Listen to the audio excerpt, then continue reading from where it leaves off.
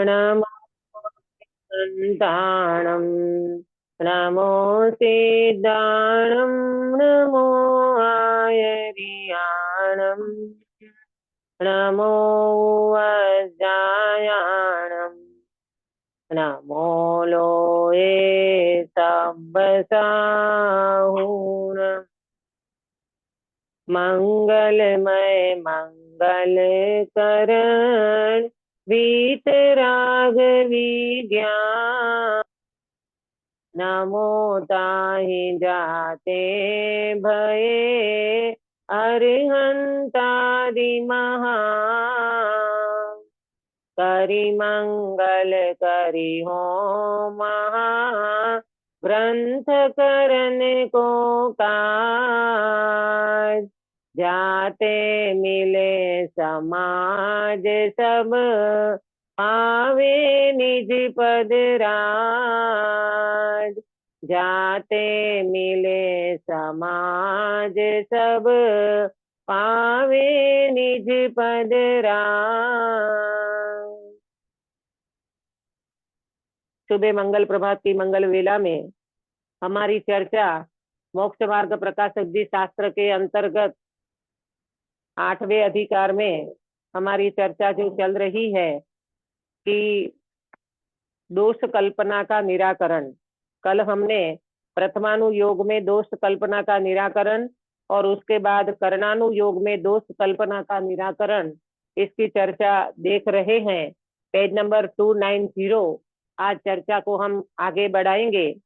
करणानुयोग में दोष कल्पना का निराकरण, इसका मतलब पंडित जी ने क्या बताया कि कोई भी कथन करते हैं तो उसमें दोष होता नहीं है, ये दोष हमारी कल्पना है। कोई भी चारों अनुयोग में से कोई भी अनुयोग हो उसमें कोई दोष नहीं होता। अगर हम दोष मानते हैं तो ये हमारी कल्पना है। आज अपन आगे बढ़ेंगे। बहुत सारी चर्चा इसमें कल हमने की थी। पेज नंबर 290 नीचे का जो प्रश्न था कि उनने ये बोला कि भाई द्वीप समुद्र इत्यादि का निरूपण करने का क्या मतलब था। तो पंडित जी बोले कि भाई उनमें क्या सिद्धि है, ऐसा प्रश्न किया था। तो पंडित जी बोले उनके जानने के पर हमारे कोई इष्ट अनिष्ट बुद्धि नहीं होती, इसीलिए उनकी सिद्धि होती है। हम उसको जानते हैं, हम उनको मानते हैं, आगम प्रमाण से हम उनका प्रमाण करते हैं, तो इसमें कोई इष्ट अनिष्ट बुद्धि का सवाल नहीं है। तो फिर शिष्य ने क्या प्रश्न किया कि अगर ऐसी बात है कि भाई अगर आप ये कहते हो कि इनको जानने से और कुछ प्रयोजन नहीं है, तो फिर पाषाण आदि को भी जान लो, पत्थर पड़े हैं रास्ते में उसको भी जानो, क्योंकि उससे भी कोई इष्ट अनिष्ट बुद्धि तो नहीं होगी। तो पंडित जी देखो आज उसका उत्तर देंगे। मिला सबको 290 नीचे एकदम। उत्तर, सरागी जीव रागादि प्रयोजन भी जानने का उद्यम नहीं करता। कोई भी जीव अगर होगा निचली भूमिका वाला छद्मस्त जीव, तो वो राग सहित ही किसी वस्तु को जानेगा। बिना राग से प्रयोजन होता ही नहीं है व्यक्ति का। कुछ न कुछ हमारा प्रयोजन रहता है, उसके बिना व्यक्ति कोई जानने का प्रयास नहीं करता। यदि स्वयं उनका जानना हो तो अंतरंग रागादि के अभिप्रायवत वहां से उपयोग को छुड़ाना ही चाहता है। अगर स्वयं जानना होता हो है और अंदर में रागादि का कोई इस प्रकार का अभिप्राय नहीं हो, तो वो अपने उपयोग को छुड़ाएगा। यहाँ उद्यम द्वारा द्वीप समुद्र आदि को जानता है, वहां उपयोग लगाता है। ये जो द्वीप समुद्र आदि जानने का जो प्रयास है ना, उसमें उद्यम होता है, उसमें व्यक्ति पुरुषार्थ करता है, उसमें उनका पुरुषार्थ लगता है। और जब ऐसा पुरुषार्थ लगेगा, उपयोग की एकाग्रता होगी, जानने के लिए व्यक्ति अगर उत्सुक होगा, तो रागादि कार्य तो स्वयं उसका घटना होगा। तथा पाषाण आदि में इस लोक का कोई प्रयोजन भाषित हो जाए तो रागादिक हो आते हैं। देखो गिरीश भाई, रागा ये पाषाण आदि को जानने में अगर व्यक्ति जाता है ना, देखो अपन जैसे कोई कोई व्यक्ति मकान बना रहा है और इतने में उनको पाषाण आदि का कहीं ऐसी क्वालिटी मिली, तो उसको तुरंत मगज में ये बात आएगी कि ये हमारे बेडरूम में लगेगा तो अच्छा रहेगा, इसका हम प्लेटफॉर्म बनाएंगे तो अच्छा रहेगा, इसका हम और कुछ उपयोग में लेंगे तो अच्छा रहेगा। तो हुआ ना राग द्वेष। हाँ, लेकिन कहने का मतलब ये है कि तुम नंदीश्वर को जानो, कि मेरू पर्वत को जानो, कि जम्बू द्वीप को जानो, उसमें कोई राग द्वेष के परिणाम नहीं होगा। अरे ये तो हमारे जिनेंद्र भगवान ने बताया है, तो हमें उनको जानना चाहिए, तो इसमें कोई रागादि होने का सवाल नहीं है। और द्वीपादिक में इस लोक संबंधी कार्य कुछ नहीं है, इसलिए रागादि का कारण नहीं है। ये द्वीप वगैरह हम जो भी जानकारी लोक की लेते हैं, उसमें ऐसा कोई हमारा कार्य नहीं है कि जिससे हमारा रागादिक बढ़े। यदि स्वर्गादि की रचना सुनकर वहां राग हो तो परलोक संबंधी राग होगा। हाँ, ये बात जरूर है कि स्वर्ग आदि की रचना को अगर व्यक्ति सुनता है, रचना सुन करके उनको अंदर में उस प्रकार का परिणाम हो सकता है कि मैं यहाँ से मर करके मैं स्वर्ग में जाऊंगा, तो परलोक संबंधी उनको कोई ना कोई विकल्प आ सकता है। उसका कारण पुण्य को जाने, तब पाप छोड़कर पुण्य में प्रवर्ते, इतना ही लाभ होगा। अगर वो व्यक्ति स्वर्ग की बात सुन करके परलोक संबंधी अगर उन व्यक्ति को विकल्प आता है, तो वो करेगा क्या कि पुण्य को जाने तब पाप प्रवर्ते, इतना ही लाभ होगा, है ना। वो व्यक्ति पुण्य को छोड़कर, अरे सॉरी, पुण्य को जाने तब पाप छोड़कर पुण्य में प्रवर्तन करेगा। कैसे कि स्वर्ग की बात जानी, अब वो व्यक्ति स्वर्ग में जाता कैसे है, तो वो ज्ञानी कहते हैं पुण्य का बंद करो तो स्वर्ग मिलेगा, पाप का बंद करो तो नरक मिलेगा। तो वो व्यक्ति पाप को छोड़कर पुण्य में लगेगा, इतना कार्य उसका होगा। तथा द्वीपादि को जानने पर यथावत रचना भाषित हो, तब अन्य मत आदि का कहा झूठ भाषित होने से सत्य श्रद्धा नहीं हो, और यथावत रचना जानने से भ्रम मिटाने पर उपयोगी की निर्मलता हो, इसलिए वह अभ्यास कार्यकारी है। कितनी सुंदर बात करी पंडित साहब ने कि द्वीप आदि को अगर जानते हो ना, नंदीश्वर की रचना, ढाई द्वीप की रचना, ये सारी चीजें अगर आप जानते हो ना, तो आपके दिमाग में जो अन्य मत के कारण हमने जो लोक की रचना समझी है, आपको पता है अन्य मत क्या कहता है? अन्य दर्शन में तो ऐसा बोलता है कि ये पृथ्वी शेष नाग पे खड़ी है। काय पे खड़ी है? तो ये पृथ्वी शेष नाग पे खड़ी है, ऐसी मान्यता है अन्य दर्शन वालों की। तो हमारा क्या होगा? हमने अगर जैन दर्शन का भूगोल समझ लिया, द्वैद्वीप आदि की रचना हमने प्रॉपर जान ली, तो अच्छी बात है। हमारी तो अन्य मत की कल्पना जो पहले चलती होगी शायद किसी के दिमाग में, तो वो कल्पना झूठी निकल जाएगी, और हमारा ये अभ्यास कहना कहना चाहिए कि हमारा भ्रम मिट जाएगा, हमारे उपयोग की निर्मलता हो जाएगी। इसीलिए नंदीश्वर आदि द्वीप मैंने भूगोल की रचना जानना ये हमारे लिए कार्यकारी हो गया। तथा कितने ही कहते हैं कि कर्णानुयोग में कठिनता बहुत है, इसलिए उसके अभ्यास में खेद होता है। हाँ, पढ़ना है नहीं, हाँ पढ़ना है नहीं, तो बेचारे कोई ना कोई बहाना निकालेंगे, भैया कर्णानुयोग तो बहुत कठिन होता है, उसमें तो बहुत डिटेल में जाना पड़ता है, बहुत सूक्ष्म उपयोग करना पड़ता है, और हमें तो खेद होता है, समझ में आता नहीं है, तो आकुलता हो जाती है। तो पंडित साहब कहते हैं यदि वस्तु शीघ्र जानने में आवे तो वहां उपयोग उलझता नहीं है। जल्दी जल्दी अपने को समझ में आ जाती है ना कोई चीज, तो अपना उपयोग उलझता नहीं है। तथा जानी हुई वस्तु को बारंबार जानने का उत्साह नहीं होता, तब पाप कार्यों में उपयोग लग जाता है। अगर कोई वस्तु हमने पहले जान ली है, तो फिर बार बार उनको जानने का उत्साह नहीं होता। गिरीश भाई, एक बार आपने एक बार आपने अमेरिका देख के आए, तो फिर दोबारा जाने का आपका इतना मन नहीं होगा। लेकिन अगर पहली बार आप अमेरिका जाने का मन बनाया ना, तो आपको जरूर अंदर में उत्साह होगा, अरे बेटे के पास जाना है, अमेरिका देखना है, अमेरिका घूमना है, अभी तो बेटा वहां पर है तो एक बार चांस है, फिर कौन जा सकता है, और ऐसा है ना, तो ऐसा विकल्प जरूर आ सकता है। पर एक बार अमेरिका देख करके आ गए, फिर अपना विकल्प ज्यादा नहीं रहता। इसी तरह यह पंडित जी कहते हैं कि अगर वो चीज का जानने का उत्साह नहीं रहेगा, तो फिर क्या करेगा? पाप कार्यों में उपयोग लगेगा। इसलिए अपनी बुद्धि अनुसार कठिनता से भी जिसका अभ्यास होता जाने, उसका अभ्यास करना। अगर आपकी बुद्धि अच्छी है, आपकी बुद्धि निर्मल है, तो जानो ना आपको काम क्या है। दुनिया भर के संसार के काम को तो अपने को बुद्धिपूर्वक छोड़ना चाहिए, और इन कार्यों में अपने को लगना चाहिए। वो भी पंडित जी कहते हैं आपकी बुद्धि अगर हो तो लगो, और इसका उसका कैसे करे? अगर नहीं हो सकता ना आपसे वो काम, तो मत करो, करने की कोई जरूरत नहीं है। आपके पास समय है, आपकी शक्ति है, आपके पास बुद्धि है, तो थोड़ा बहुत करणानुयोग का अभ्यास भी करना चाहिए। तथा तू कहता है कि खेद होता है, उनने बताया ना कि करणानुयोग हमको तो कठिन लगता है, और हम करने जाते हैं तो हमको तो खेद होता है। तो पंडित जी कहता है तुझे खेद होता है ना, परंतु प्रमादी रहने में तो धर्म नहीं है। बोलो, प्रमादी रहना, प्रमादी रहना, अपने जीवन में शिथिलाचार करना, कि भाई जितना भी उपयोग लगे उतना उपयोग लगाना। पंडित जी कहते हैं प्रमादी रहने से तो तेरा धर्म होगा ही नहीं, प्रमाद से सुखी रहे वहां तो पाप ही होता है, इसलिए धर्म के अर्थ उद्यम करना ही योग्य है। पंडित जी का सीधे सीधा कहना है कि भैया प्रमाद में तुम रहोगे ना तो पाप बंद करोगे, इसलिए जैसा बने वैसा तुम्हारा उपयोग धर्म कार्य में लगना चाहिए। ऐसा विचार करके करणानुयोग का अभ्यास करना।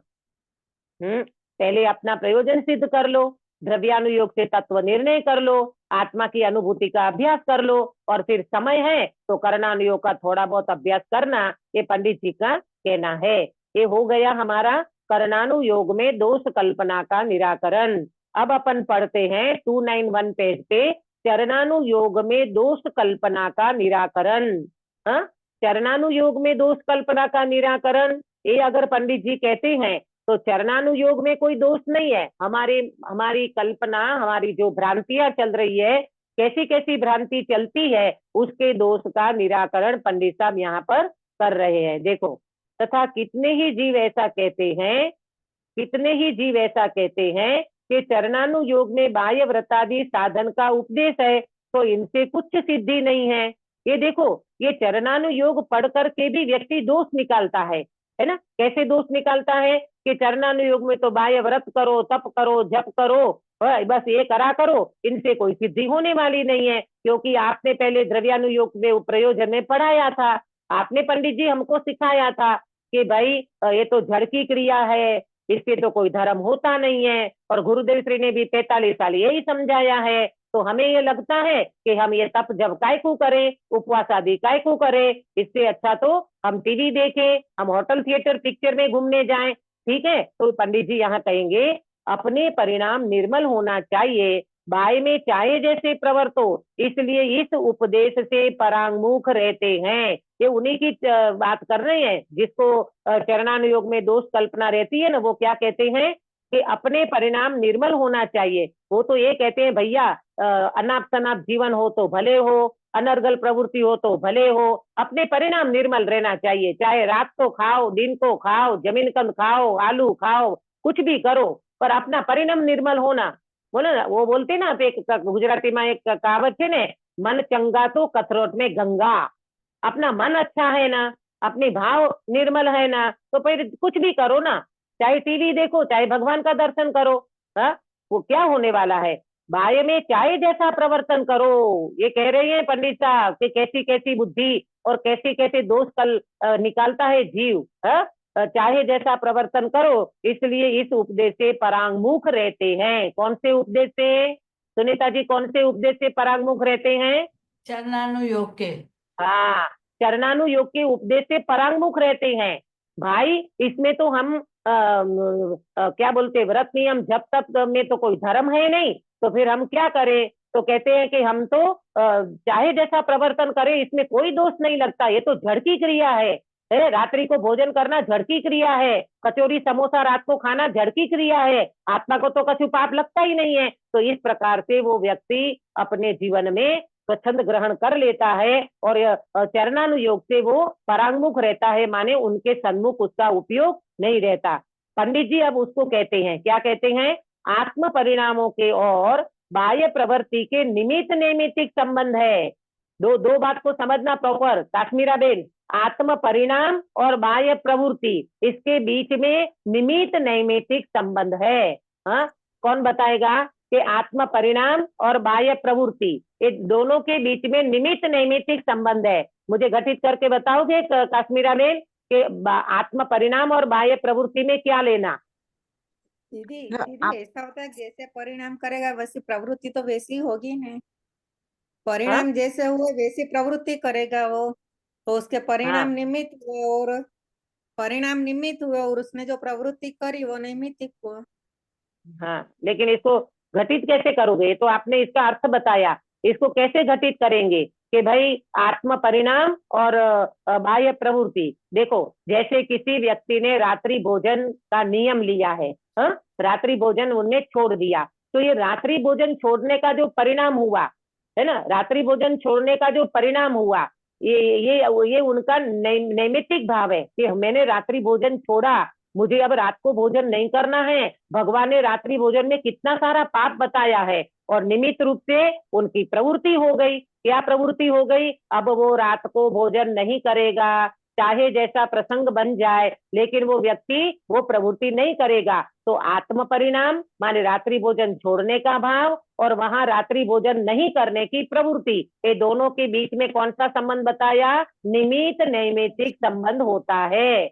आप बिल्कुल इस बात को समझना, ये जड़ क्रिया करके हम रख देते हैं ना, ऐसा बिल्कुल नहीं है। निमित्त नैमित्तिक संबंध होता ही होता है। कोई व्यक्ति ये कहे कि मैं तो बिना परिणाम से रात को खाता हूँ, मेरे को कोई परिणाम नहीं आता और मैं रात को भोजन कर लेता हूँ, बोलो प्रेमलता जी, पॉसिबल है? ये बात पॉसिबल है?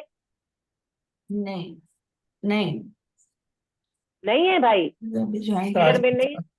हाँ, ये बात बिल्कुल पॉसिबल नहीं है। अगर तुम्हें अंदर में परिणाम नहीं होते ना, तो वो क्रिया इस प्रकार से नहीं होगी।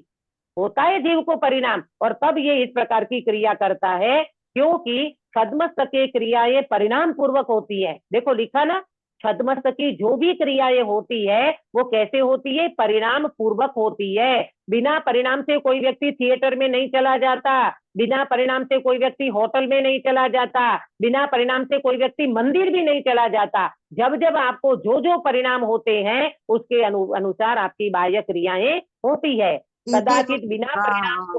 हाँ?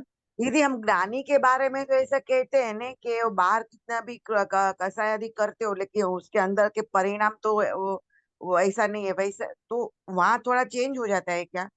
हम बोले सम्यक दर्शन होने के बाद वो ज्ञानी नहीं। बाहर।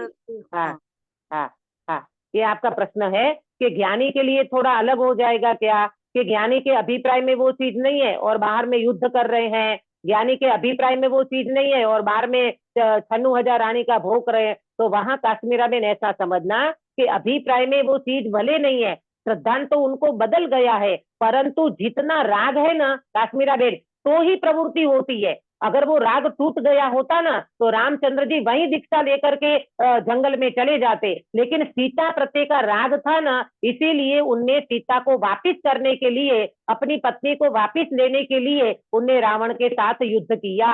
अगर उनको ये लगता कि सीता गई तो गई, मैं क्या करूं, मैं तो भगवान आत्मा हूं और मेरा राग टूट चुका है, कौन है किसका संसार में, अगर ऐसा सोच लिया होता और परिणाम पलट गया होता, परिणाम पलट गया माने श्रद्धा तो पलटी थी, परंतु चारित्र की अस्थिरता अगर चली गई होती ना, तो ये कार्य नहीं होता। परंतु यहाँ ये समझना कि ज्ञानी के श्रद्धान बदला है, अभी ज्ञानी का कसाई चौकड़ी जो बाकी है उनके अनुसार उनका भी निमित्त नैमित्तिक संबंध बनेगा ही बनेगा, इसीलिए वो क्रिया होती है। अब इसमें निमित्त नैमित्तिक कैसे घटित करेंगे?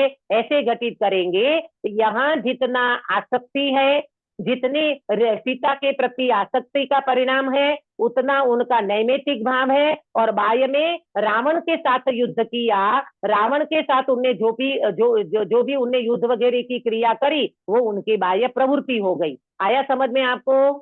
हाँ दीदी, आया है। हाँ आया ना? हाँ हाँ हाँ, चारित्रों की अस्थिरतावत निमित्त नैमित्तिक संबंध घटेगा, वहां श्रद्धा और अभिप्राय का दोष चला गया है, तो उसमें उनको दोष नहीं लगेगा। बराबर? हाँ दीदी। देखो, कदाचित बिना परिणाम कोई क्रिया होती है तो परवस्था से होती है। अब ये दूसरी बात समझाते हैं। पहले तो ये बताया कि छद्मस्त की कोई भी क्रिया होती है वो परिणाम पूर्वक होती है। अब दूसरी बात बताई कि कदाचित बिना परिणाम से भी कोई क्रिया होती है तो परवस्था से होती है। जैसे किसी व्यक्ति को जबरदस्ती किसी ने कहा कि आज तो तुझे प्रवचन में आना ही पड़ेगा, आज तो तुझे दीदी की क्लास में बैठना ही पड़ेगा, और उन्हें आग्रह किया, फोर्स किया, वो व्यक्ति जाकर के क्लास में बैठ गया, तो ये हो गई उनकी परवस्था। हाँ, अच्छा, किसी व्यक्ति को कुछ भी मन नहीं है और कोई व्यक्ति उनको मंदिर ले गया, अरे चल तो सही मेरे साथ मंदिर एक बार, और मन है नहीं और व्यक्ति को परवस्था से जाना पड़ा, तो ये एक अलग बात हो जाती है। परंतु अधिकांश जैसे जैसे परिणाम होते हैं वैसी वैसी बाह्य क्रिया और प्रवृत्ति भी होती है। अपने वश से उद्यम पूर्वक कार्य करें और कहें कि परिणाम इस रूप नहीं है तो यह भ्रम है। हाँ, खुद खुद राग के वश हो जाता है जीव है, और बुद्धि पूर्वक वो कार्य करता है और कहता क्या है कि ये परिणाम इस रूप नहीं है, ये मेरे को परिणाम ऐसा तो होना ही नहीं है, मेरा इस प्रकार का परिणाम होता ही नहीं है। तो ज्ञानी कहते तेरा भ्रम है, तू अंदर में वो उस रूप परिणामी तो होता है और कहता है कि ये मेरे परिणाम नहीं है, ये तो तेरा भ्रम है। अथवा बाह्य पदार्थ का आश्रय पाकर परिणाम हो सकते हैं, इसलिए परिणाम मिटाने के अर्थ बाह्य वस्तु का निषेध करना समय सार आदि ने कहा है। सुनो सुनो, समय सार जी ग्रंथ तो दृष्टि का विषय है ना, तो वहां पर भी ये बात कही है। क्या कहा कि समय सार आदि में भी ये बात आई है। क्या, देखो दोबारा पढ़ती हूँ, बाह्य पदार्थ का आश्रय पाकर परिणाम हो सकते हैं। तुम्हें कोई भी बाह्य पदार्थ का आश्रय करोगे ना तो तुम्हें कुछ न कुछ परिणाम होगा ही होगा, इसलिए परिणाम मिटाने के अर्थ बाह्य वस्तु का निषेध करना समय सार आदि ने कहा है। समय सार आदि में भी ये चर्चा आई है कि व्यक्ति को, वहां एक ऐसा कुछ प्रश्न किया है, अब मैं गाथा भूल गई हूँ, कि अगर कोई व्यक्ति अपना अंदर से राग मिटा दे तो बाह्य प्रवृत्ति न करे तो क्या मतलब क्या उसको दोष लगेगा। तो वह समय सार जी ने ये बताया कि भैया ऐसा नहीं होता, जैसा राग घटता है ना तो वैसे बाह्य प्रवृत्ति भी घटती है। जैसे देखो, जैसे किसी गृहस्थ श्रावक को, हाँ सुनना ध्यान से, गृहस्थ श्रावक को अपने गृहस्थी संबंधी राग मिट गया, गृहस्थी संबंधी राग मिट गया, तो क्या वो व्यक्ति मुनि दीक्षा अंगीकार करे बिना रहेगा? नहीं रहेगा। अगर ग्रस्तपने का राग टूट गया है तो वो व्यक्ति नियम से मुनि दीक्षा अंगीकार करके जंगल में चला जाएगा। अगर कोई व्यक्ति ये कहे कि मेरा तो घर गृहस्थी का राग टूट चुका है और वो व्यक्ति घर में रह रहा है और वो अपने को मुनि मानता हो अथवा अपने को निवृत्त मानता हो, तो ये बात बिल्कुल पॉसिबल नहीं है।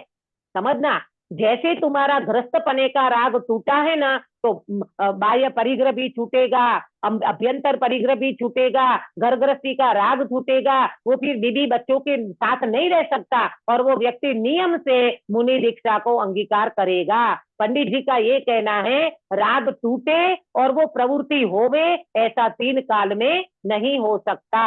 नहीं तो ये श्वेतांबर वाले जो कहते ना कि भाई गृहस्थापन में रहते हुए भरत महाराज ही ज्ञान हो गया, अरे केवल ज्ञान कैसे हो जाएगा, अभी तो वो भवन में खड़े हैं, अभी तो वो हरीसा भवन में रह रहे हैं, इस तरह से केवल ज्ञान नहीं हो सकता। नहीं तो ये बहुत बड़ी बाधा खड़ी हो जाएगी कि घर में रहते रहते हुए दीक्षा लेने की जरूरत नहीं है, वहां तो केवल ज्ञान हो जाता है, तो फिर मुनि दीक्षा अंगीकार करने की जरूरत क्या है। तो ये सारी बाधाएं खड़ी हो जाएगी।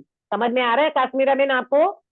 हाँ दीदी आया, बराबर। हाँ, इसीलिए रागादि भाव घटने पर अनुक्रम से बाह्य ऐसे श्रावक और मुनि धर्म होते हैं। कितनी सुंदर बात लिखी, जैसे जैसे रागादि भाव घटते हैं वैसे वैसे व्यक्ति के जीवन में बाह्य प्रवृत्ति भी घटती है। देखो चौथे में, सुनना ध्यान से, चौथे में मात्र दृष्टि बदलती है, तो चौथे में अन्याय अनिति अभक्त छूटता है। बाह्य में क्या छूटता है वो बता रही हूँ।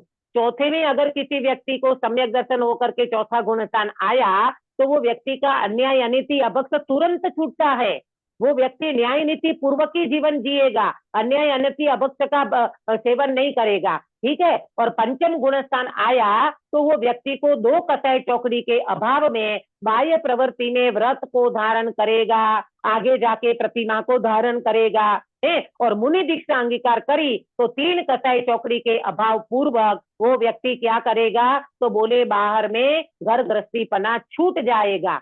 बोलो एक वो आया था ना अपने को पहले अधिकार में पढ़ने में आया था, गृहस्थ पना और गृहस्थ अवस्था, उसमें मैंने अंतर किया था कि गृहस्थ पना छूटता है पहले, तो गृहस्थ के प्रति माने बाल बच्चों और घर गृहस्थी संबंधी जो आसक्ति थी ना, वो पहले छूट जाती है और फिर उनकी गृहस्थ अवस्था भी छूट जाती है। फिर वो आगे जाके श्रेणी मान के केवल ज्ञान को प्राप्त करते हैं। देखो, अथवा इस प्रकार श्रावक मुनि धर्म अंगीकार करने पर पांचवें छठवें आदि गुण स्थानों में रागादि घटने पर परिणामों की प्राप्ति होती है, ऐसा निरूपण चरणानुयोग में किया है। चरणानुयोग में सारी बातें आती है कि श्रावक दशा अंगीकार करने वाले व्यक्ति को इतना इतना छूटता है, मुनि धर्म अंगीकार करने वाले व्यक्ति को 3 कसाय रूप बाह्य प्रवृत्ति भी छूटती है। पांचवें छठवें गुण स्थान में जैसे जैसे रागादि घटते हैं वैसे वैसे उनको परिणामों की प्राप्ति होती है। ये सारा निरूपण चरणानुयोग में आया है। तथा यदि बाह्य संयम से कुछ सिद्धि न हो तो सर्वार्थ सिद्धवासी देव सम्यक दृष्टि बहुत ज्ञानी है, उनके तो चौथा गुण स्थान होता है और गृहस्थ श्रावक मनुष्यों के पंचम गुण स्थान होता है। तो क्या कारण है? बोलो। ये कह रहे ना कि तथा यदि बाह्य संयम से कुछ सिद्धि ना हो, बाह्य संयम की कोई वैल्यू ना हो, बाह्य प्रवृत्ति की कोई वैल्यू ना हो, बाह्य क्रिया की कोई वैल्यू ना हो, तो हाँ बताओ ना आप हमें कि भाई सर्वार्थ सिद्ध विमान वाले जो देव हैं, सम्यक दृष्टि, एक भव करके मोक्ष जाने वाले हैं, गुणस्थान कौन सा? प्रेमलता जी, गुणस्थान कौन सा है सर्वार्थ सिद्ध देव को? चौथा चौथा, चौथा गुणस्थान, ठीक है। और गृहस्थ श्रावक को पंचम गुणस्थान। तो ये क्या कारण है? वो तो सर्वार्थ सिद्ध विमान वाला देव तो मालूम इतना मंद कसाई है, इतना मंद कसाई है कि उनको कुछ भी विकल्प नहीं होता।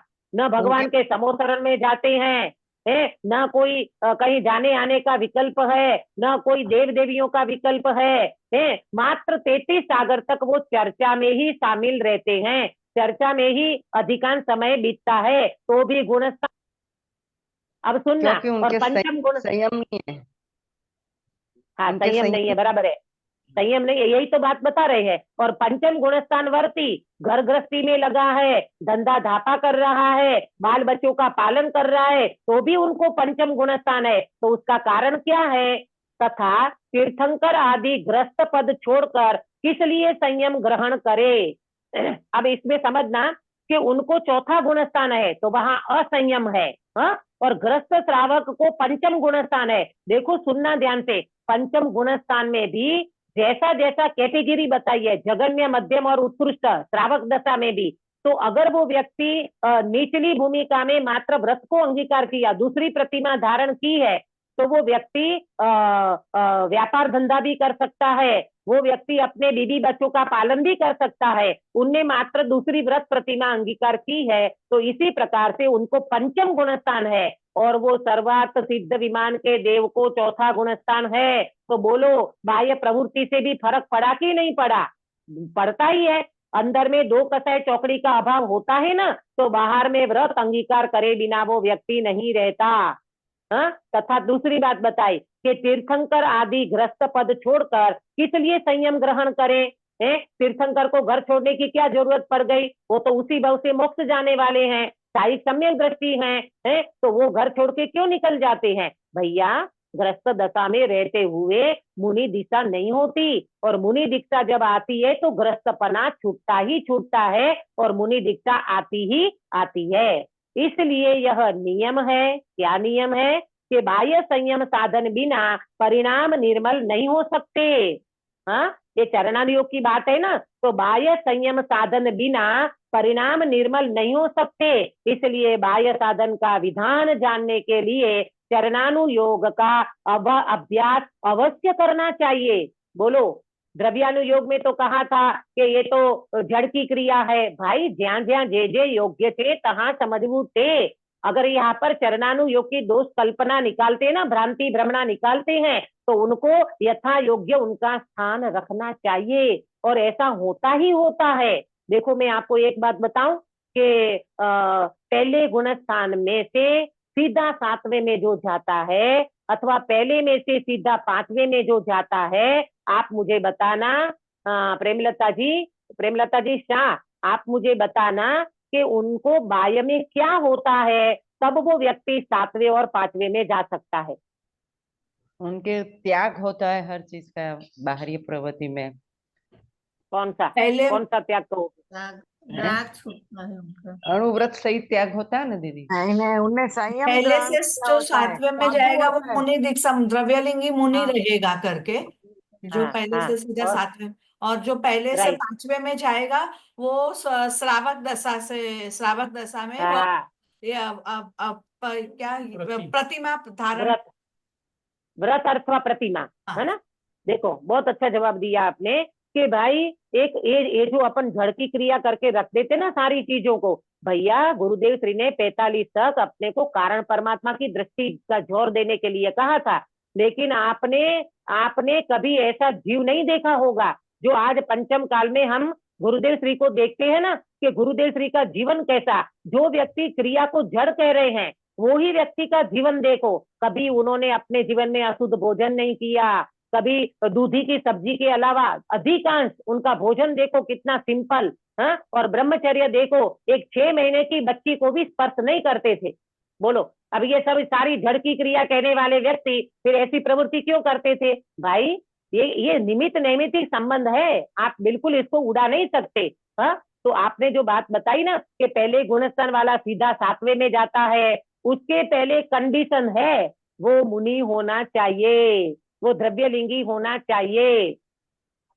हाँ नहीं, व्रत प्रतिमा तो पंचम गुणस्थान वाले की बात है। अगर पंचम गुणस्थान वर्ती श्रावक भी होगा ना और सीधा 5वें में जाता है तो उनके पहले उनका पंचम गुणस्थान वाली बाह्य प्रवृत्ति उनको होना चाहिए, उसके बिना नहीं होता। इसका मतलब क्या हुआ? इसका मतलब ये हुआ कि भाई ये बाह्य प्रवृत्ति जो है, बाह्य चरणानुयोग में जो क्रिया वगैरह बताई है उसका मोक्ष मार्ग के साथ निमित्त नैमित्तिक संबंध होता है, इसलिए चरणानुयोग का यथाशक्ति आपको पालन करना चाहिए। ये पंडित जी कहती है ऐसा दोष नहीं निकालो, ये कल्पना और भ्रांति भ्रमणा को छोड़ो और योग्य रीति से उसका अभ्यास करके इसको समझना चाहिए। ठीक है, आगे बढ़ेंगे। अब द्रव्यानुयोग में दोष कल्पना का निराकरण, किसी को कोई प्रश्न तो नहीं है? सही जा रहे हैं अपन, है ना?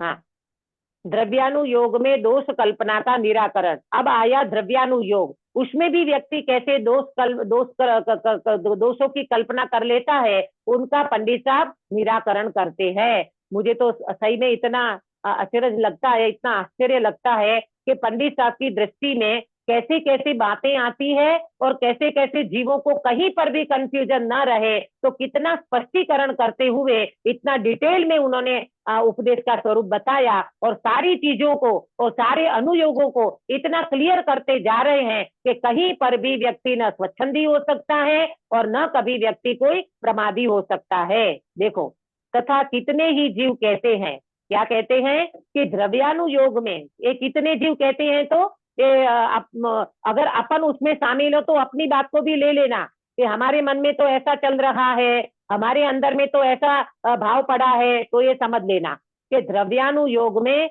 व्रत संयम आदि व्यवहार धर्म का हीनपना प्रकट किया है। द्रव्यानुयोग में तो व्रत संयम और व्यवहार धर्म, इसको हीनपना प्रकट किया है, उसको कोई वजूद ही नहीं रखा, उसकी कोई वैल्यू ही नहीं करता है। सम्यक दृष्टि के विषय भोग आदि को निर्जरा का कारण कहा है। आई थी ना बात थोड़े समय पहले कि संयम ज्ञानी के भोग निर्जरा के हेतु कहाँ है, इत्यादि कथन सुनकर जीव स्वच्छंद होकर पुण्य छोड़कर पाप में प्रवर्तेंगे, इसलिए इनका पढ़ना सुनना योग्य नहीं है। किसका पढ़ना सुनना योग्य नहीं है अंकित भैया? किसका पढ़ना सुनना योग्य नहीं है? अंकित नहीं है? हाँ ये क्या चल रहा है? अपना इसमें चरणानुयोग का द्रव्यानुयोग में उस चरणानुयोग का हाँ, पढ़ना ये सुनना कह रहे इसमें हैं, हाँ नहीं, ये कह रहे हैं कि द्रव्यानुयोग का पढ़ना सुनना योग्य नहीं है, क्योंकि द्रव्यानुयोग में तो ऐसी सारी बातें बताई है, वो सारी क्रियाओं को जड़ क्रिया बताई है, ज्ञानी का भोग निर्जरा का हेतु बताया है, तो ऐसा कथन सुनकर स्वच्छंदी होकर पुण्य छोड़कर पाप में प्रवर्तेंगे, पुण्य को छोड़ देंगे, पाप में चले जाएंगे। इससे तो अच्छा है कि हम द्रव्यानुयोग पढ़े ही नहीं, हम द्रव्यानुयोग सुने ही नहीं। ये बात सामने वाला जो दोष कल्पना करता है ना, वो व्यक्ति ने बात रखी है। अब पंडित जी देखो उनका उत्तर क्या देते हैं, बहुत बढ़िया उत्तर है, आपने सुना भी होगा इसको। जैसे पंडित जी कहते हैं जैसे गधा मिश्री खाकर मर जाए तो मनुष्य तो मिश्री खाना नहीं छोड़ेंगे। बोलो गिरीश भाई, आपने सुना ये चीज, सुनी आपने कि गधा मिश्री खाकर के मर जाता है? ये बात सुनी कभी? इससे तो कभी सुना नहीं है। नहीं सुना? ऐसे ऐसे पंडित जी के इसमें आया, देखो हमने भी यहीं से सुना है कि गधा मिश्री खाकर के मर जाए तो मनुष्य तो मिश्री खाना नहीं छोड़ेंगे। अब वो पता नहीं गधा मिश्री खा के मरा होगा कि क्या हुआ होगा, जो भी चला है प्रचलन, तो पंडित जी ने यहाँ लिख दिया। हो सकता है कभी कदाचित कोई गधा मिश्री खा करके मर गया, तो क्या गधा मिश्री खा करके मर गया तो क्या अभी दूसरे मनुष्य मिश्री खाना छोड़ देंगे क्या?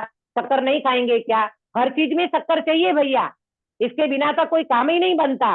उसी प्रकार विपरीत बुद्धि अध्यात्म ग्रंथ सुनकर स्वच्छंद हो जाए तो विवेकी तो अध्यात्म ग्रंथों का अभ्यास नहीं छोड़ेंगे। इसका अर्थ करो काश्मीरा बेन, क्या कहना चाहते हैं पंडित जी ये दृष्टांत दे करके? कोई निश्चय, ये द्रव्यानुयोग मतलब पढ़ के कोई निश्चयाभासी हो जाए तो इसके लिए हाँ हमें तो ये नहीं छोड़ना चाहिए, क्योंकि हमें ऐसा सोच के कि उससे निश्चयाभासी हो जाएगा, ऐसा करके द्रव्यानुयोग का ये पढ़ना बंद नहीं करना, मतलब हाँ, समझना बंद नहीं करना चाहिए। Very good very good. कि भाई जैसे गधा मिश्री खा करके मर गया तो कोई मनुष्य मिश्री खाना छोड़ता नहीं है, इसी तरह कदाचित कोई व्यक्ति अध्यात्म के ग्रंथ को पढ़ करके स्वच्छंदी हो गया तो हम क्या करें? हम क्या करें? हम तो अध्यात्म ग्रंथों का अभ्यास नहीं छोड़ेंगे, क्योंकि अध्यात्म का ग्रंथ ही, मैं आपको बताती हूँ, 4 अनुयोग में 2 अनुयोग एकदम कंपलसरी है। कौन सा 2 अनुयोग कंपलसरी है, कौन बताएगा? किरण बेन। द्रव्यानुयोग और चरणानुयोग। द्रव्यानु, हाँ। हाँ वेरी गुड। द्रव्यानुयोग और चरणानुयोग आपने सुना होगा, प्रवचन सारजी में शायद आता है, द्रव्यानुसारी चरणम, चरणानुसारी द्रव्यम। द्रव्यानुयोग और चरणानुयोग ये अपने जीवन में बिल्कुल कंपलसरी है। हो सकता है आप प्रथमानुयोग ज्यादा ना पढ़ पाओ, हो सकता है आपको कर्णानुयोग में ज्यादा डिटेल में जाने का मन ना करे, पर ये 2 अनुयोग तो अपने जीवन में कंपलसरी होना ही चाहिए। तो पंडित जी कहते भैया द्रव्यानुयोग को छोड़ करके ये अध्यात्म ग्रंथ को छोड़े, तो हम तो नहीं छोड़ सकते। हुआ होगा कोई व्यक्ति स्वच्छंदी, ऐसे तो बनारसी दास स्वच्छंदी हो गए थे, मालूम? हाँ बनारसी दास जी की आपने कहानी सुनी होगी कि वो स्वच्छंदी हो गए थे और कमरा बंद करके कपड़े उतार के अपने को मुनि मान ले लग गए थे। ऐसे 2-4 उनको फ्रेंड मिल गए थे इस प्रकार के, और कहते हम तो मुनि हैं, हम तो मुनि बन गए, ऐसा ऐसा करने लगे थे। बाद में जब उनको राजमल जी पांडे का या फिर कोई रूपचंद जी ऐसा कोई उनको गुणस्थान या गोमटसार जी का कोई स्वाध्याय मिला, किसी ने कराया, तब उनको समझ में आया, अरे रे भगवान, गुणस्थान की परिपाटी का ज्ञान जब सही हुआ तब उनको समझ में आया कि ये तो मेरी भूमिका निचली है और ये मुनि मुनि हम कोई अभी है नहीं। और बाद में उनका सारा सही हो गया। बाद में तो उन्हें नाटक समय सार की रचना और सुंदर उनका जीवन और ज्ञानी जीव बन गए, है ना। देखो इतना करें कि जिसे स्वच्छंद होता जाने उसे जिस प्रकार वह स्वच्छंद ना हो उस प्रकार उपदेश दे। हाँ इतना जरूर कर सकते हैं कि कोई व्यक्ति स्वच्छंद होता समझ में आवे ना तो उनको फिर स्वच्छंदी नहीं हो सके उस प्रकार का उपदेश दे। मोक्ष मार्ग प्रकाशक जी के अनुसार कौन बताएगा पंडित जी ने कैसा एक दृष्टांत दिया था, एग्जाम्पल दिया था? हमने पढ़ा है, आगे आ चुका है हमारे इसमें, कोई बता सकता है? याद है किसी को? फीवर का आया था, फीवर का, इतना मैं आपको हिंट देती हूँ। नहीं आ रहा है जिसी को उष्णता होती जाने, माने गर्मी बहुत बढ़ गई हो उसको शीत का उपचार करे, और जिसको शीत बहुत बढ़ गई हो उसको गर्मी का उष्णता का उपचार करके वो व्यक्ति का रोग मिटाए। तो इसी प्रकार यहाँ कोई व्यक्ति अगर स्वच्छंदी होता होवे तो उनको उस प्रकार का उपदेश देवे, वो बिल्कुल वो जड़ क्रिया करके स्वच्छंदी हो रहा हो तो उसको कहें भैया मंदिर आना जरूरी है, भगवान के दर्शन करे बिना तुमको पुण्य भी नहीं लगेगा, और तुम ये पाप में पड़े हो तो ये पाप में बिल्कुल इस तरह से रहोगे तो तुम दुर्गति में चले जाओगे। माने कुल मिला करके उनको जैसा भी व्यक्ति बोलते ना, जैसा रोगी वैसी दवाई, जैसा मरीज वैसा उपचार कर लेना चाहिए। तथा अध्यात्म ग्रंथों में भी स्वच्छंद होने का जहां तहां निषेध करते हैं, अध्यात्म ग्रंथ में भी स्वच्छंद होने का निषेध करते हैं। वो 46 नंबर की गाथा आई ना, कि वो कहते हैं कि क्या बोलते हैं उसमें, वो बात आई कि जीव को तुम जीव ही नहीं गिनोगे, जीव को तुम जीव ही नहीं गिनोगे। हाँ, वो व्यवहार वाली जो बात आई ना, एक हाँ। इंद्रिय जीव, दो इंद्रिय जीव, एक पंचेंद्रिय जीव, अगर ऐसा तुम नहीं जानोगे तो क्या गाथा आई, गाथा में क्या आया काश्मीरा बेन? उसको कुचल के तुम मतलब मार डालोगे ना, मतलब समझोगे हाँ, नहीं कि माने भस्म की तरह, भस्म की हाँ। तरह तुम मसल दोगे। हाँ, मसल दोगे। हाँ। हाँ, जीव को, एक इंद्रिय जीव, चौरेंद्रिय जीव, मक्खी मच्छर को तुम, मच्छी मच्छर मच्छर को तुम भस्म की तरह मसल दोगे। इसीलिए अध्यात्म ग्रंथ में भी, अध्यात्म ग्रंथ में भी ऐसा नहीं है, वहां भी प्रवृत्ति बताई गई है, जीवों को नहीं मारने का भी उपदेश दिया गया है। अपन एकदम से ऐसे स्वच्छंद ग्रहण करके बैठ जाएं तो अध्यात्म ग्रंथ में भी इन्हीं चीजों का निषेध किया है।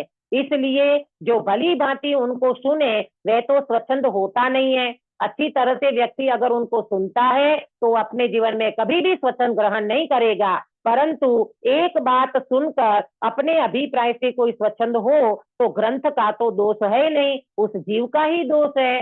कोई एक बात को पकड़ ली, आत्मा खाता नहीं है, आत्मा तो अनाहारी है, आत्मा तो कभी किसी को छूता नहीं है, कभी आज तक कुछ खाया ही नहीं है, और फिर रात को खावे, समोसा खावे, आलू परोठा खावे, तो वो तो व्यक्ति का दोष है भैया, इसमें अध्यात्म ग्रंथ का कोई दोष नहीं है।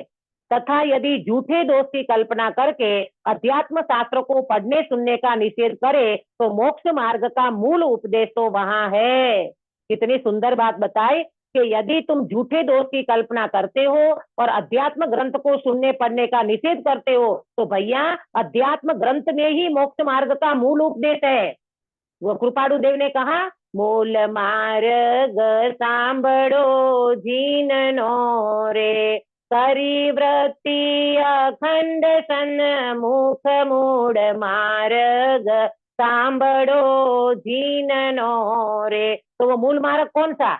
मूल मार्ग माने शुद्धात्मा का जहाँ उपदेश दिया गया हो, जड़ चेतन का भेद विज्ञान कराया गया हो, द्रव्य गुण पर्याय की स्वतंत्रता बताई गई हो, निमित्त नैमित्तिक संबंध का ज्ञान कराया हो, कर्ता कर्म की भ्रांति मिटाई हो, ये सारी चीजें कहाँ मिलेगी सुधा बेन? ये सारी चीजें कौन से ग्रंथ में मिलेगी?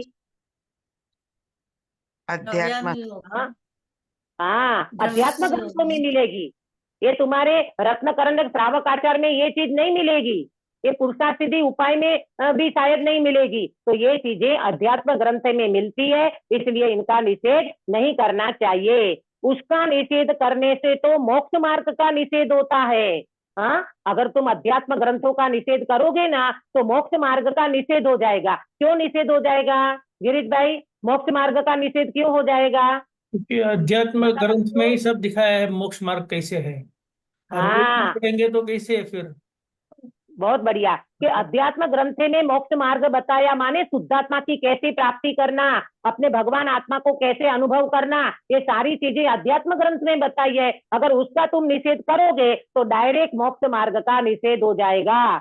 जैसे मेघ वर्षा होने पर बहुत से जीवों का कल्याण होता है और किसी को उल्टा नुकसान हो तो उसकी मुख्यता करके मेघ का तो निषेध नहीं करना। हाँ, अभी ये बारिश के दिन आते हैं तो बारिश काम की है कि नहीं है? अरे भैया, पानी के बिना बंबई करेगी क्या? दुनिया भर के पानी वेस्टेज करती है दुनिया, पूरी बंबई क्या हर जगह पे आपकी काम वाली बाइयां आती है ना, ऐसे नल खुला छोड़ देती है, बर्तन मांजते समय, कपड़े धोते समय कितना पानी वेस्टेज जाता है। मुझे तो कई बार ऐसा विकल्प आता है कि ये लाइट का जो बिल आता है ना, ऐसे पानी का भी बिल आना चाहिए। हर हर घर में पानी का बिल होना चाहिए कि तुमको पानी इतना यूज करोगे तो इतना बिल आएगा। फिर देखो गिरीश भाई, पानी अपने आप कम होता है कि नहीं होता है? बोलो सुनीता जी। हाँ दीदी, अभी पानी का बिल पानी सोसाइटी में आता है, सोसाइटी का आता है, पूरा बिल्डिंग का आता अच्छा, है, लोग को मालूम नहीं हाँ पड़ता। इसलिए तो मालूम है नहीं बिल। पड़ता। हाँ। हाँ, आता तो है, पर वो क्या है, पर्टिकुलर एक व्यक्ति के फ्लैट वाइज आए ना तो वो व्यक्ति अपने आप उपयोग कम करेगा। अपन लाइट को कैसे बचाते हैं? हाँ, पंखा कोई छोड़ नहीं जाता, लाइट को कोई ऐसे खुली नहीं छोड़ता। इसी तरह पानी का भैया, ये तो बाहर से अपन बात करते हैं, वास्तव में एक पानी के बूंद में असंख्य जीव हैं और ये जीव भगवान आत्मा है। हमारे जैसे जीव बैठे हैं वहां पर, हमें तो गुरुदेव श्री ने ये यहाँ तक का ज्ञान कराया है, तो ऐसी सामान्य दया तो अपने जीवन में आना चाहिए। तो बात क्या चल रही थी कि मेघ वर्षा होने पर बहुत के जीवों का कल्याण होता है। खेती नहीं होगी तो कृषि को कैसे, अपने किसान को भी कैसे फायदा होगा, व्यापारी को कैसे फायदा होगा, अपने सारे जीवों को पानी पीने को नहीं मिलेगा तो उनको भी ये सारी चीजें चाहिए। अगर कोई व्यक्ति को इससे उल्टा होता हो तो क्या मुख्यता से क्या बताया, किसी को उल्टा नुकसान हो तो उसकी मुख्यता करके, माने एक व्यक्ति की मुख्यता करके मेघ का तो निषेध नहीं करना। अब इसमें क्या दृष्टांत घटित कर सकते हैं, किसी एक व्यक्ति के लिए बात करना हो तो किसी को याद आ रहा है? हाँ दीदी, उनको जैसे उस धोबी समय पानी नहीं चाहिए। दीदी धोबी का है ना, जैसे धोबी के कपड़े नहीं सूखते तो ना उसको ना ना ना, बारिश धोबी को तो अच्छी लगती है। हाँ ये तो ठीक है, धोबी ने कपड़े धोया, इसमें वो वाला दृष्टांत सटीक बैठता है कि कुम्हार होता है ना, कुम्हार, उन्हें घड़ा बनाया, फिर घड़ा बना के बाद घड़ा को सूखने रखते हैं, और जैसे घड़े को सूखने रखा और घनघोर बारिश हुई तो क्या बेचारा उसका धंधा आगे चलेगा? नहीं चलेगा। तो उसी समय पर्टिकुलर एक बात के लिए अगर कोई व्यक्ति ऐसी बात करे तो भाई सारी दुनिया का तो देखना पड़ेगा ना, कोई एक व्यक्ति के लिए तो ये बात नहीं बनेगी ना, तो उसको उसी समय मेघ का निषेध नहीं कर सकते। उसी प्रकार सभा में अध्यात्म उपदेश होने पर बहुत से जीवों को मोक्ष मार्ग की प्राप्ति होती है, परंतु कोई उल्टा पाप में प्रवर्ते तो उसकी मुख्यता करके अध्यात्म शास्त्रों का तो निषेध नहीं करना है। बहुत सारे जीवों को अध्यात्म शास्त्र से ही मोक्ष मार्ग प्रकट होता है। हमारे गुरुदेव श्री ने सभा में कितनी बार प्रवचन किया समय सारथी के ऊपर, कौन बताएगा? 19 बार 19 बार 19 बार 19 बार, 43 19 बार नहीं नहीं, 19 बार तो सभा में प्रवचन किया, और अपने पर्सनल स्वाध्याय में तो कईयों बार समय सारथी लेकर के गुरुदेव श्री हमेशा स्वाध्याय करते थे। कहने का मतलब ये है, ऐसे अध्यात्म शास्त्र में मोक्ष का मार्ग बताया है तो ऐसे शास्त्रों का तो निषेध नहीं करना। कोई एक व्यक्ति उल्टा प्रवर्तन करे तो उसका दोष है, इसमें अध्यात्म शास्त्र का और इनके उपदेश का कोई दोष नहीं है। तथा अध्यात्म ग्रंथ से कोई स्वच्छंद हो तो वह तो पहले भी मिथ्या दृष्टि था और अब भी मिथ्या दृष्टि रहा, फर्क क्या पड़ा? तो पहले मिथ्या दृष्टि था, आज भी मिथ्या दृष्टि है, उसमें क्या फर्क पड़ा? इतना ही नुकसान होगा कि सुगति न होकर क्या होगा, बोले कुगति होगी। परंतु अध्यात्म उपदेश न होने पर बहुत जीवों के मोक्ष मार्ग की प्राप्ति का अभाव होता है और इसमें बहुत जीवों का बहुत बुरा होता है। इसलिए अध्यात्म उपदेश का निषेध नहीं करना। आपको मालूम है, जब कृपाणु देव के हाथ में समय सारथी आया था तो कृपाणु देव ने क्या किया? इतना उनको हर्ष हुआ, इतना हर्ष हुआ, खोबा भरी ने सोना मोरो आप्या। और गुरुदेव श्री के हाथ में जब समय सारथी आया तो क्या उद्गार निकला? क्या उद्गार निकला सुनीता जी? શરીરી થવાનો માર્ગ તો છે. શરીરી થવાનો આવો માર્ગ આસો શરીરી થવાનો માર્ગ છે. અશરીરી हाँ, આ તો અશરીરી થવાનું શાસ્ત્ર છે, ये निकला। आ तो अशरीरी थवानु शास्त्र से, अहो मैं जिसकी खोज में था वो मुझे मिल गया और इतना रोमांच हो गया गुरुदेव श्री को, वाह प्रभु वाह, आज मुझे ये समय सार मिलते मुझे समझ में आ गया ये अशरीरी होने का शास्त्र तो वास्तव में ये है, इसलिए इसका निषेध नहीं करना। तथा कितने ही जीव कहते हैं कि द्रव्यानु योग रूप अध्यात्म उपदेश है वो उत्कृष्ट है, तो उच्च दशा को प्राप्त हो उनको कार्यकारी है, निचली दशा वालों को व्रत संयम आदि का ही उपदेश देना योग्य है। ये प्रश्न मैंने छोड़ा है अभी यहाँ पर कि कितने जीव क्या कहते हैं कि भाई द्रव्यानु योग का उपदेश तो ऊंचे वाले व्यक्ति को है, वो तो जिसकी दशा ऊंची हो गई हो है, जो ज्ञानी बन गए हो उनके लिए ये उपदेश है। ये निचली दशा वाले को तो तुम व्रत कराओ, तप कराओ, जप कराओ, माला कराओ, जाप कराओ, उपवास कराओ, ये सारी क्रियाएं कराओ, उसमें ही उस व्यक्ति को ऐसा ही उपदेश देना चाहिए। हाँ, तो उत्तर में तो अपना क्या नाम पंडित साहब ये उपदेश इतना, उनका उत्तर इतना जबरदस्त दिया है, इसकी चर्चा अपन कल करेंगे। देखो भाई, अध्यात्म का उपदेश गुरुदेव श्री कहते थे ना, आ तो काचो पारो छे। जब द्रव्य दृष्टि प्रकाश सोगानी जी वाला पुस्तक आया ना गुरुदेव के हाथ में, पढ़ करके गुरुदेव श्री को लगा आ तो काचो पारो छे, पचे तो पचे अने नहीं पचे तो व्यक्ति उल्टो क्या फसाई जाए ने क्या वयो जाए। तो गुरुदेव श्री मालूम द्रव्य दृष्टि प्रकाश भी व्यक्ति को देख करके देते थे। हाँ, पर गुरुदेव श्री ने 45 साल तक कारण परमात्मा की दृष्टि कराई। वो तो एकदम प्योर माल है ना द्रव्य दृष्टि प्रकाश में। तो गुरुदेव श्री समझे कि कोई नया जीव आएगा, उसको ये नहीं पकड़ाना, थोड़ा बहुत अभ्यासी जीव को ये बात पच सकती है। बात यहाँ पर प्रश्न भी ऐसा छोड़ा है कि जो निचली भूमिका वाले हैं उनको तो व्रत का तप जप का ही उपदेश देना चाहिए, परंतु ऐसी बात नहीं है। मुख्य रूप से देखा जाए तो ही द्रव्यानुयोग के उपदेश से ही व्यक्ति अपने मोक्ष मार्ग को प्रशस्त कर सकता है और वो ही वास्तव में कार्यकारी बनता है। इसका उत्तर पंडित साहब कल यहाँ पर देंगे, उसकी चर्चा अपन कल करेंगे। आपको एक बात मुझे कहना है कि अगर ये अपना अभी नहीं होता है, जैसे पूरा नहीं होगा 1 तारीख तक तो हम करेंगे यहाँ चर्चा। 2 तारीख को मुझे सुबह 6 बजे निकलना है। उसके बाद 3, 4 और 5 ये 3 दिन सुबह के समय में मैं लोनावाला से ये क्लास ले सकती हूँ। अगर बनेगा तो अपन इस तरह का कोई प्लानिंग करेंगे कि जिससे अपना यही पूरा हो जाए।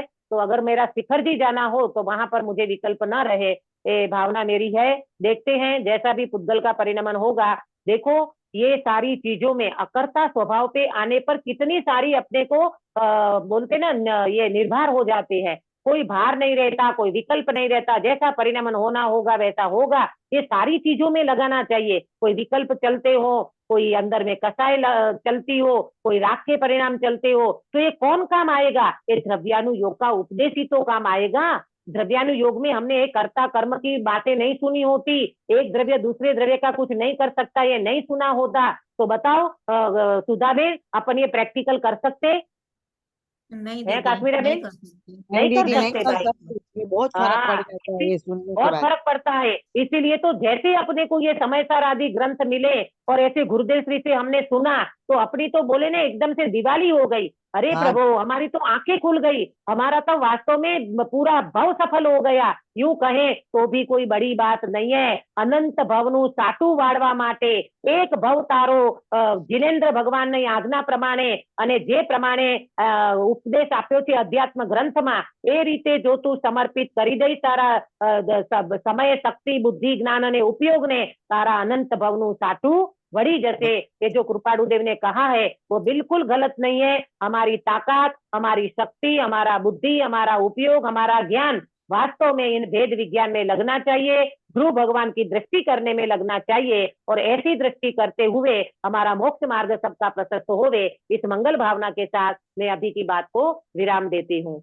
निज निधि निज में बताई यह अनंत उपकार है, इसके लिए जिन वाणी माँ को वंदना सतवार है, वंदना सतवार है। प्रेमलता जी शाह कायोत्तर कराओगे? नमो अरिहंताणम, नमो सिद्धाणम, नमो आयरियाणम, नमो उपचायणम, नमो लोयसवसावणम, नमो अरिहंताणम, नमो सिद्धाणम, नमो आयरियाणम, नमो उपचायणम, नमो लोयसवसावणम, नमो अरिहंताणम, नमो सिद्धाणम, नमो आयरियाणम, नमो उपचायणम, नमो लोयसवसावणम, नमो अरिहंताणम, नमो सिद्धाणम, नमो आयरियाणम, नमो उपचायणम, नमो लोयसवसावणम, नमो अरिहंताणम, नमो सिद्धाणम, नमो आयरियाणम, नमो उपचायणम, नमो लोयसवसावणम, नमो अरिहंताणम, नमो सिद्धाणम, नमो आयरियाणम, नमो उपचायणम, नमो लोयसवसावणम, नमो अरिहंताणम, नमो सिद्धाणम, नमो आयरियाणम, नमो उपचायणम, नमो लोयसवसावणम, नमो अरिहंताणम, नमो सिद्धाणम, नमो आयरियाणम, नमो उपचायणम, नमो लोयसवसावणम, नमो अरिहंताणम, नमो सिद्धाणम, नमो आयरियाणम, नमो उपचायणम, नमो लोयसवसावणम, नमो अरिहंताणम। बोलो अंतर्मुख मुद्राधारी सर्व जिनेन्द्र भगवान की जय हो। नित्य बोधिनी द्वादशांगमयी जिनवाणी माता की जय हो। 9 करोड़ सर्वे वितरागी महामुनि राजों की जय हो। परम अहिंसामयी वितरागी जैन धर्म की जय हो। सभी को जय जिनेन्द्र। जय अपने को चाहिए तो 2 क्लास ले सकते हैं, सुबह शाम ऐसा।